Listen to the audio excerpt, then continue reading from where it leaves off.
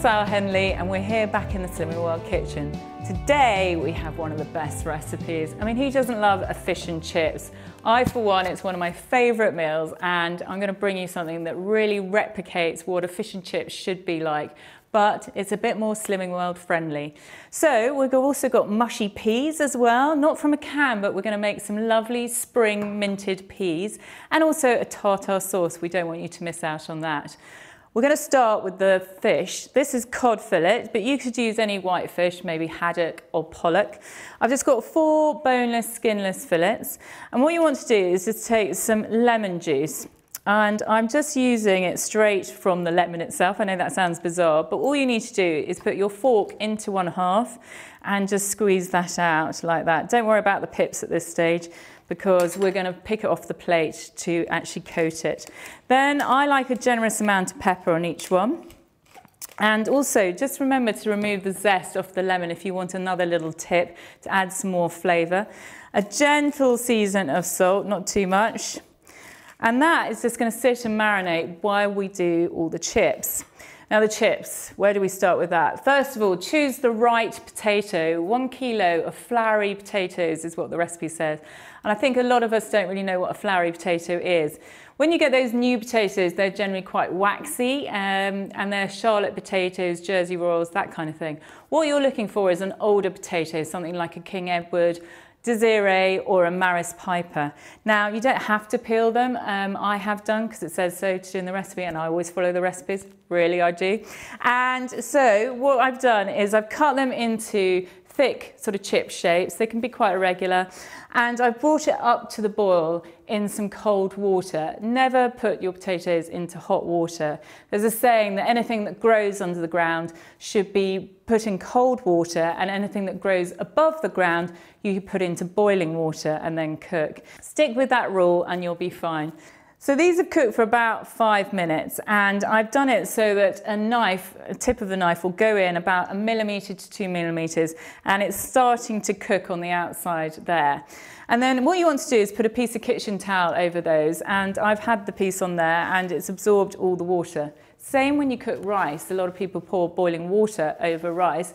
Don't do that, drain it and put a piece of kitchen towel on it, leave it for 5 minutes, and all your rice will be lovely and fluffy. And it's the same principle with doing that with the water. Or alternatively, you could just put them in a clean tea towel and dry them like that.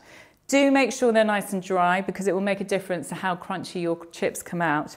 Then what you want to do is take a lid, just give that a good bounce like you would roast potatoes.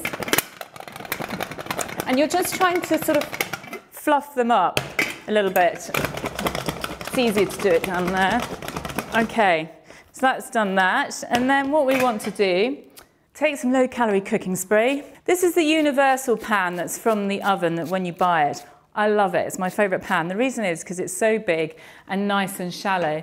When you are cooking these chips, it's good to have a large pan so that they don't steam. If they're all too close together, they won't become crispy.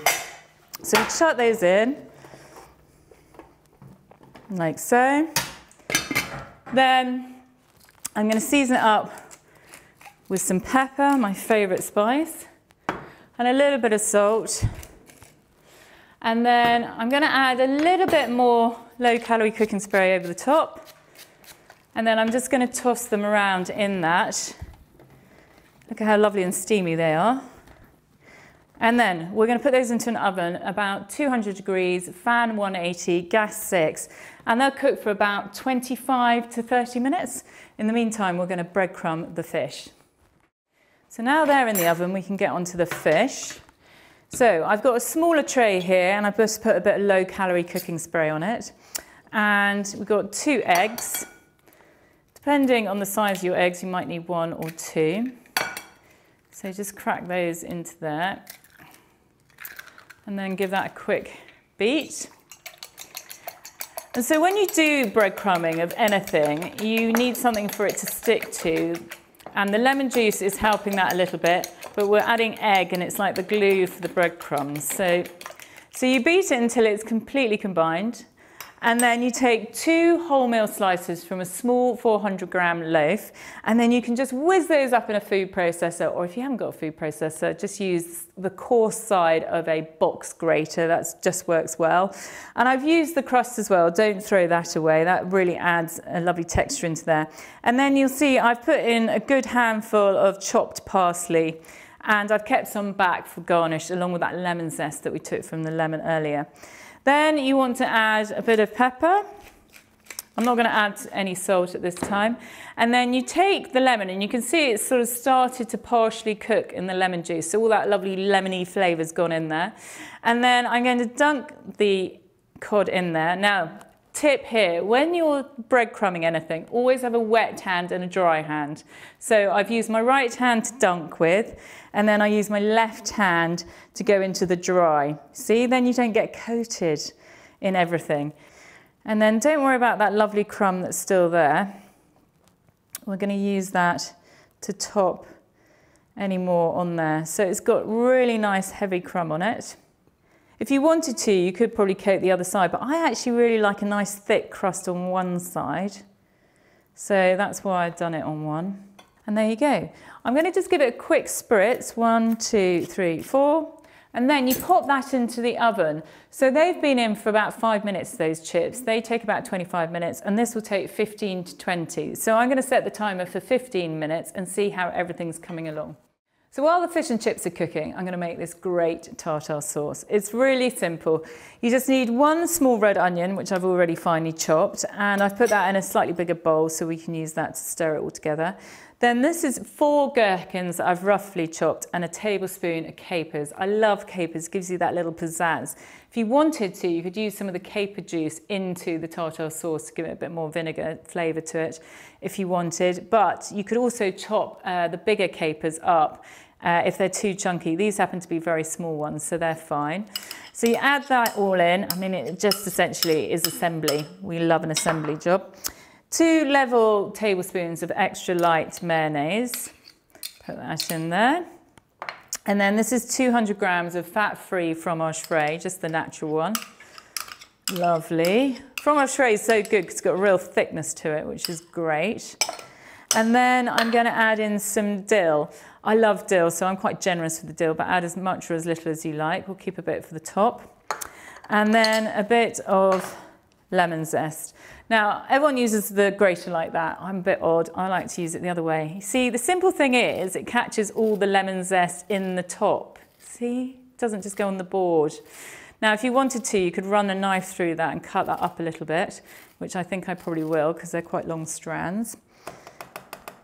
So we'll just give that a little chop.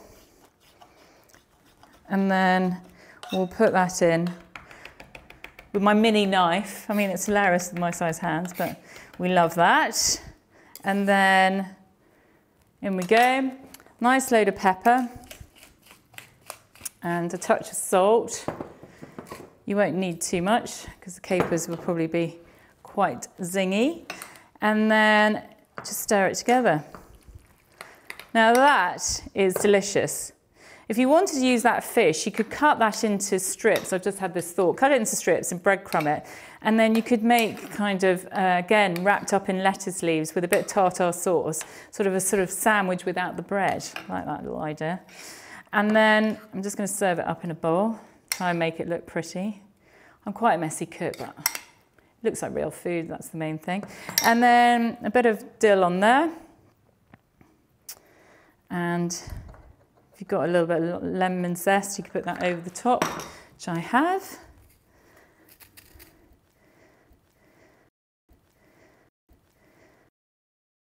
Then minted mushy peas. Now, no fish and chips is complete without some peas, is it? Of course, you could have a can of mushy peas, but I prefer a minted fresh pea sort of salsary dip thing. So what I've got here is 500 grams of frozen peas that I've just brought to the boil and cooked so they're nice and tender. And I'm going to put those into a food processor. And this really is quick, so you can get home from work, and if you're short on time, just pour some boiling water from a kettle over it, leave it for 2 minutes, drain it off, and then put them in there. This is 100 grams of fat-free fromage frais. Again, you could use fat-free natural yogurt if you wanted, or quark. And then this is half a bunch of spring onions, and I've just chopped that up a bit. I'm going to leave a few for the top as a little garnish. And then fresh mint leaves. Now, if you're not very keen on mint, you could use something like dill or parsley, but I think mint really works well with peas. And again, it's up to you how smooth you want it or chunky. I quite like it chunky, so I'm just going to blitz it for a little while. I'm just going to season it at this point, just a little salt and lots of lovely pepper. Bring out the flavour of the peas. Back on, and a little bit longer. And I think for me, that is perfect. So take the blade out before you put it into the bowl. And just use a spatula to get it all out. Look at that, look at that vibrant colour. Now, if that doesn't get children interested in greens, I don't know what is going to. It's great. So put that there. And then we can always jazz it up with a little bit of spring onion garnish. And I'm going to put some fresh mint on there as well. So a few spring onions. Always makes the world of difference if you garnish things up.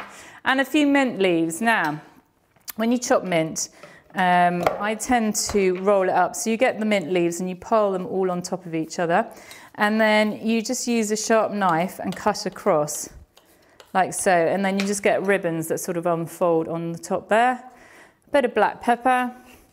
And there you go. You have a perfect tartare sauce and minted mushy peas. And now I'm going to go and get the fish and chips. Got the chips, now the fish.